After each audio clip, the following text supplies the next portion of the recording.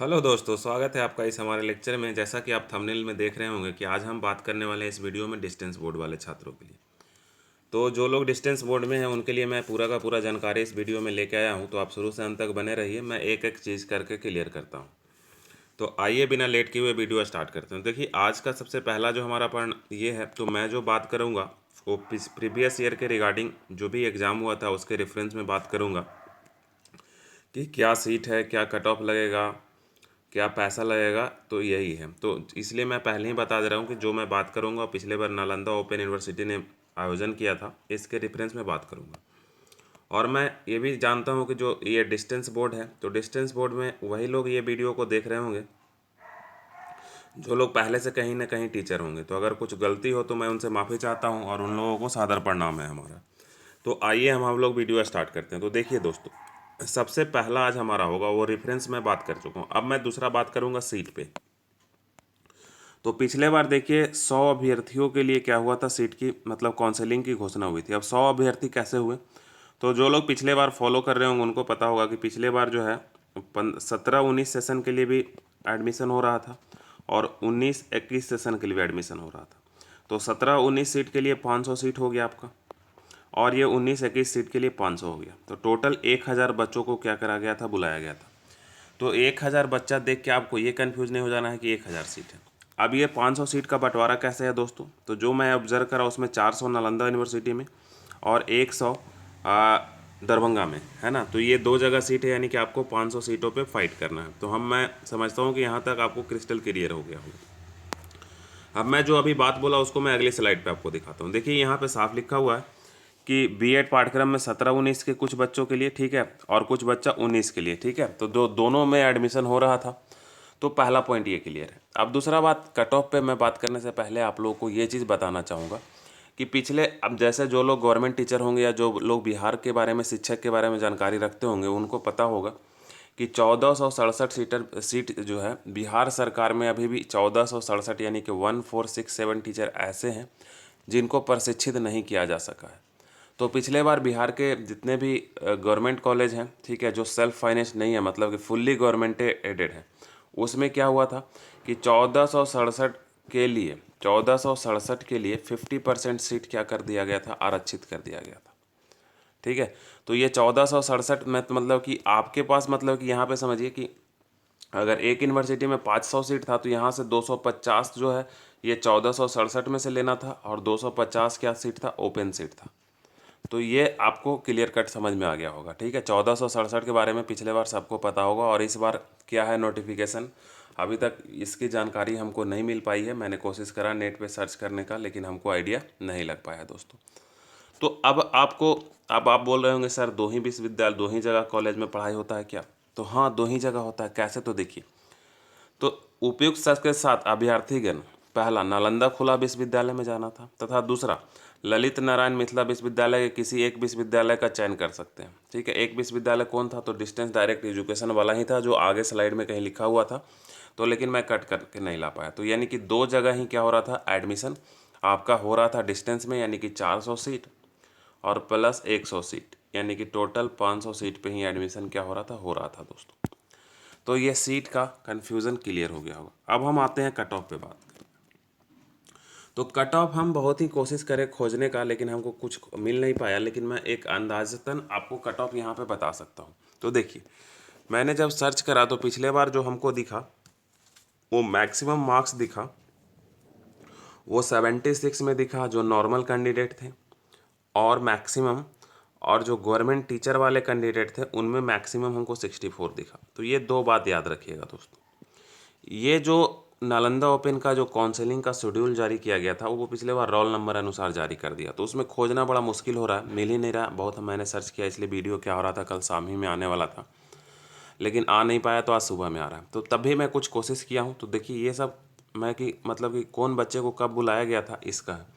तो मैंने क्या किया कि यहाँ पे जो सबसे लास्ट बंदा है ना, अगर इसको भी मैं उठा रहा था तो भी कट ऑफ क्लियर नहीं हो पा रहा था। तो भी कट ऑफ क्या हो रहा था, क्लियर नहीं हो पा रहा था, क्योंकि ये रोल नंबर वाइज अरेंज कर दिया है। तो रोल नंबर वाइज जब अरेंज कर दिया तो सबसे कम वाला बच्चा कहाँ पे सिचुएटेड था ये हमको कैसे पता चलेगा, नहीं पता चल पाएगा। तो जब हमको सबसे कम वाला बच्चा नहीं पता चल पाएगा तो हम फिर इसमें क्या कर सकते हैं, कुछ कर ही नहीं सकते। समझ में आया ना। तो जब हम लोग इसमें कुछ कर नहीं पा रहे थे तो हम बस आपको एक अंदाज़ा बता देंगे। तो ये तो फीस का स्लाइड हो गया। तो इससे पहले मैं आपको लेके चलता हूँ मार्क्स वाले सीट पे। तो देखिए ये है मार्क्स। तो यहाँ से जब मैं सर्च करने का कोशिश कर रहा हूँ तो नहीं हो पा रहा है। इसलिए नहीं हो पा रहा है कि कौन सा सबसे कम वाला बच्चा वो कहाँ पे बीच में घुसा हुआ, ये नहीं मिल पा रहा। लेकिन हमको एक अंदाज़ा कट ऑफ का ये लगा कि जैसे कि मैक्सिमम जो 76 आया था, तो एक हमको इसमें ऐसा दिखा जनरल में, मतलब कि जो नॉर्मल बच्चा था 250 में, ठीक है, उसका 67 मार्क्स था, ठीक है, और उसको जनरल में सीट अलॉट हुआ था। तो यहाँ से हमको ये चीज़ दिखा कि 10 मार्क्स 15 मार्क्स कम तक भी सीट क्या हो सकता है, यहाँ अलॉट हो सकता है, क्योंकि यहाँ ज़्यादा बच्चे नहीं हैं। तो कट ऑफ का बारे में हम बहुत ज़्यादा अंदाज़ा आपको नहीं लगा सकते हैं। आप कहीं चाहिएगा तो ये PDF और वो जो स्क्रीनशॉट वगैरह है मैं आपको प्रोवाइड करा दूंगा। तो आप नीचे कमेंट सेक्शन में कमेंट कीजिएगा जिसको चाहिएगा, ठीक है, या नीचे मेल आईडी में मेल आईडी दीजिएगा, हम मेल कर देंगे उस पर, है ना। तो ये हुआ कट ऑफ। कट ऑफ के बारे में मैं बहुत ज़्यादा बात यहाँ पे नहीं कर पाऊँगा। तो मैं अभी तक मैं आपके साथ किस चीज़ के बारे में डिस्कस कर चुका हूँ, सीट के बारे में और दूसरा कट ऑफ के बारे में, जो दिखा दिया मैं, लेकिन बहुत ज़्यादा बता नहीं पाया। अब मैं कट ऑफ के बाद थोड़ा और कुछ डिस्कस कर लेता हूँ फीस डिस्कस करने से पहले। चलिए पहले फ़ीस ही डिस्कस कर लेते हैं दोस्तों। तो ये दो फीस है दोस्तों, वो देखिए। फीस की अगर हम बात करें तो 51,000 रुपया फ़ीस तो हो गया। कहाँ पे, तो देखिए ये दूरस्थ शिक्षा निदेशालय यानी कि ललित नारायण मिथिला यूनिवर्सिटी में कितना दोस्तों फीस हो गया, 51,000, 1 साल का आपको है। अब फिर से ये यहाँ पे ये क्लियर नहीं हो पा रहा है कि ये 1 ईयर का है या फिर 2 ईयर का कंबाइंड फीस है। हमको लगता है कि 1 ईयर का है, लेकिन कहीं पे ये लिखा हुआ नहीं आ रहा है। मैंने इसके बारे में बहुत सर्च किया। तो थोड़ा सा आप ये ध्यान दीजिएगा कि 51,000 ले रहा है कि 1 साल का ले रहा है कि 2 साल का ले रहा है। ऐसे कोई भी साल का ले तो आपको देना तो है ही। दूसरी, अगर हम NOU की सीट की मतलब फ़ीस की बात करें तो NOU में जो सीट फीस है वो 30,000 रुपया है। अब ये भी 30,000 रुपया 1 ईयर का है या फुल फीस का है, ये भी पता नहीं चल पाया हमको।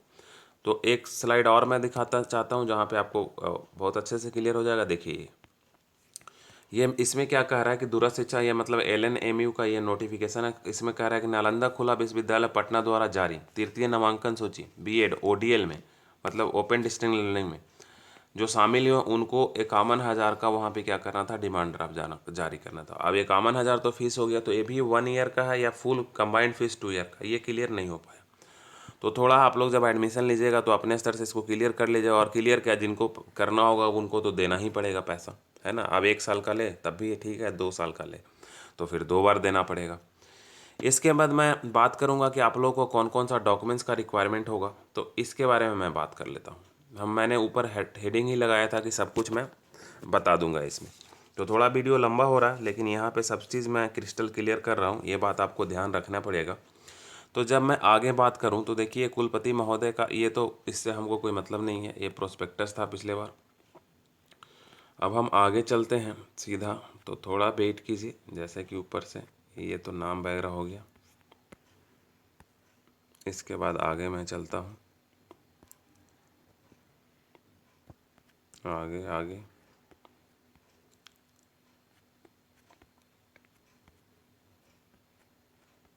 देखिए यहाँ पे कौन कौन सा चीज़ चाहिए वो यहाँ पे लिखा हुआ था। तो सबसे पहले चाहिए कि आवेदक द्वारा सेवा में बने रहने की घोषणा, यानी कि आप कहीं पे जॉब कर रहे हैं, तो यानी कि इसमें वही बच्चे एडमिशन ले सकते हैं जो कहीं पे जॉब कर रहे होंगे। अगर जॉब नहीं कर रहे होंगे किसी भी सरकारी या प्राइवेट में तो आप एडमिशन नहीं ले पाएंगे। पहला ये प्रपर्थ हुआ। दूसरा, आपको सैलरी स्लिप ले जाके देना पड़ेगा, जहाँ से आपको प्राइवेट या सरकारी जो भी कॉलेज होगा जो रजिस्टर्ड होगा गवर्नमेंट से, इधर बिहार बोर्ड से या CBSE से, तो वहाँ से अगर आप पढ़ा रहे हैं उस कॉलेज में तो आपको सैलरी स्लिप यहाँ से देना पड़ेगा। 2 चीज़ आप समझ गए होंगे। तीसरा, आपको जो देना पड़ेगा सैनिक के लिए है, इससे कोई मतलब नहीं है। फिर वो बाकी जितना प्रमाण पत्र है वो तो आपको मतलब पता ही होगा कि आपको जाति प्रमाण पत्र, आय प्रमाण पत्र, ठीक है। जो 2 एक्स्ट्रा देना है वो मैं आपको बता दिया। एक PDF और है जो मैं अभी आपको दिखाता हूँ, इसके लिए हमको रोकना पड़ेगा वीडियो को, तो मैं रोक ही लेता हूँ।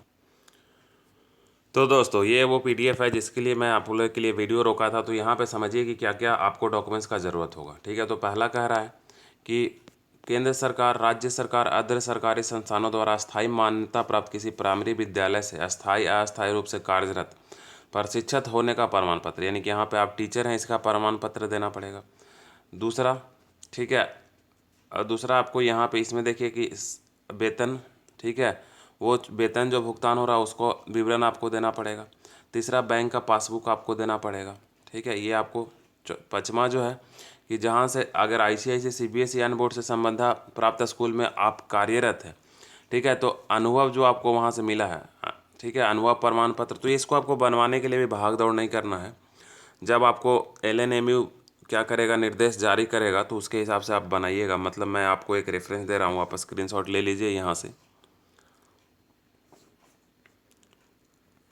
तो ये सारा का सारा जो हो गया यहाँ पे, ये समझ में आया। आप देखिए यहाँ पे एक चीज़ बात है कि ये जो फीस है वो 2015 का है ना। बाद में हो सकता है बढ़ गया होगा फीस। यहाँ पे मैं ये बात क्लियर कर देना चाहता हूँ कि ये जो फीस है 2015 का है, क्योंकि ये जो PDF मैं आपको बता रहा हूँ वो 2015 से बता रहा हूँ। तो इन्हीं सब बातों के साथ मैं क्या करता हूँ, ये वीडियो को एंड करता हूँ। जितना हमारे पास इन्फॉर्मेशन कलेक्ट हो सका था वो मैं आप लोगों के लिए डिस्टेंस एजुकेशन से, बहुत हमारे वीडियो के नीचे जो लोग कमेंट कर रहे थे उनको मैं क्या कर रहा हूँ, ये जानकारी प्रोवाइड करने की कोशिश कर रहा हूँ। तो ठीक है दोस्तों, इसके बाद फिर मैं एक नए वीडियो के साथ मिलता हूँ। जैसा कि कल रिजल्ट आने वाला है, तो रिजल्ट के बाद मैं प्री प्लानिंग के साथ आप लोग से मिलता हूँ। Thank you.